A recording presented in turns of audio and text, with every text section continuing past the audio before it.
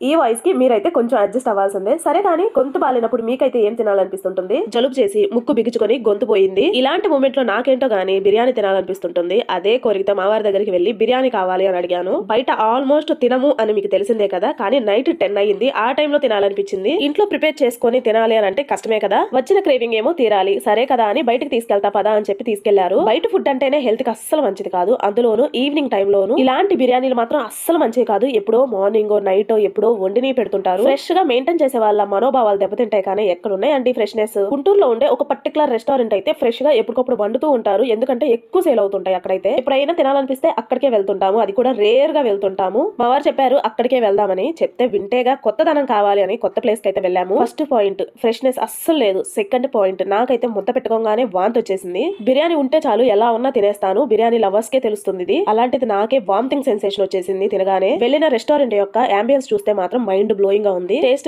ఇక మీకు అర్థమైంది కదా. వాళ్ళ బిర్యానీ వాళ్ళకి ఇచ్చేసి మా మనీ కూడా ఇచ్చేసి వచ్చేసాము. దీన్ని బట్టి ఏమర్థమైంది, కొత్తదనం కోసం డబ్బులు వేస్ట్ చేసుకోకూడదని. సర్లేండి, this is my daily morning drink. ఎక్స్ట్రాగా శంకు చక్క పూలు యాడ్ చేసుకున్నాను. ఈ డ్రింక్ తాగడం వల్ల చాలా హెల్త్ బెనిఫిట్స్ ఉన్నాయి. ఏమంటే వీడియో నచ్చింది కదా, లైక్ చేసి వెళ్ళండి అబ్బా.